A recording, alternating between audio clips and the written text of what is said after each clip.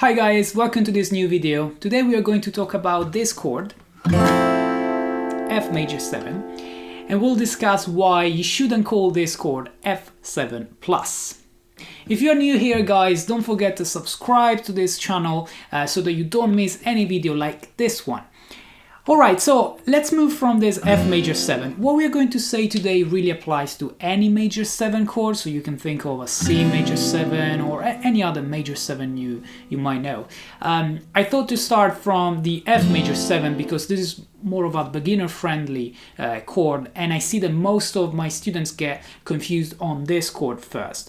So this is because when you start learning this F major 7, which is basically, just to have a quick recap, an F major triad with a high E string here, which is the major 7th degree, and this is the reason why we call it F major 7.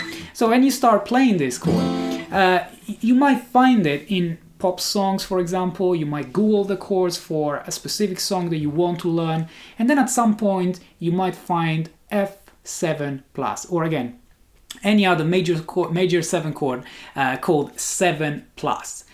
7 plus doesn't exist, so that's a huge mistake in music, because we've got 7 chords like F7, C7, like dominant 7 chords, like this kind of chords, but we don't have 7 plus, because the plus in music is only related to the sharp 5s, to the augmented triads. So every time you have a plus, the plus relates to the 5. If you're not sure, you can check out how you build augmented triads, for example, but it never applies to the 7th. So the 7th can be either major, when it's the closest to the root note, so basically only half step below the root note. The 7th can be minor, when it's one whole step below the root note, or it can be diminished when it's one whole step and a half below the root note, and you find that only in diminished 7th chords. But we never find a plus 7, like something to say that the 7th is augmented or anything like that. And harmonically, the augmented 7 would be the same as the octave, so it's just a huge mistake. And I think that learning it in that way could be really confusing when you want to go deeper with the music theory and the way you construct chords. So the actual way of calling this chord, as well as any other major 7 chords, is just major 7. In this name, major 7, the part maj, so major, only refers to the 7th, because the triad, which is major as well within this chord, doesn't need a major next to it to say this is a major chord.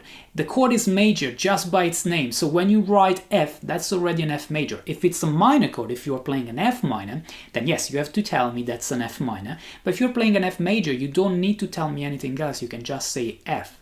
So when you add major 7, it's not an F major with a random 7, so that then you need a plus, for example, to say major 7, but it's an F major 7 with the major 7, which indicates the note which is just half step below the root. So when the 7th is major, you write major 7, or you use the delta. The delta is that Greek letter, like a triangle, that you can use in music to name the major 7 chords as well. So if we analyze all of the notes that we play in this F major 7, for example, we can do it on the same string so that we see also the distance between the notes. We start from F, which is our root note. The second note that we find is A, which is our major 3rd with a distance of 2 whole steps. The third note is C, which is the perfect 5th. The perfect fifth has a distance of 1.5 steps, so 3 semitones, from the A, which is the major 3rd. So you count 2 whole steps first, then 1.5 to get to the perfect 5th. In this way, you just build the F major triad, and then you get the major 7, so the note that we are talking about, just looking at the F1 octave higher, so the octave of your root note, and going half step below. So this is your E. So E is your major 7th. So if we play all of the notes in the same line, on the same string, it's going to be F, A, C, E. If I play them separately here within the chord, it's going to be F, A, C, E. So again, no reason to call that E, the major 7, 7 plus. Now, if you are a little bit more advanced on theory and you know what the altered chords are, Another reason not to call these chords 7+, the major 7 chord 7+, is because there is another chord in music which does exist. It's the F+7 or any +7 chord. So 7+ doesn't exist, it's just a bad way of calling the major 7 chords, but +7, it does exist. So +7 means that you're playing an F7, which is not a major 7, it's a dominant 7 chord, where you play the sharp 5. So the sharp 5 is the reason why you can use the plus within this name. Okay, so it's like saying you're going to play this jazzy or altered chord, which is F7.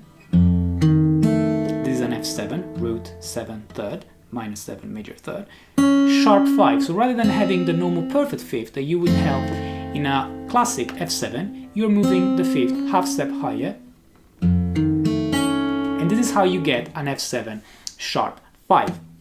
Since you're playing an F7 sharp 5, within the triad you're not going to play anymore a major triad, you're playing an augmented triad with the -7, and that's the reason why we mentioned before that the plus is wrong when it's referred to the 7th, because it's only referred in music to the 5th. So you only use the plus symbol when you refer to the sharp 5, when you refer to an augmented triad, like in this chord that we just saw, which is a dominant 7 altered chord.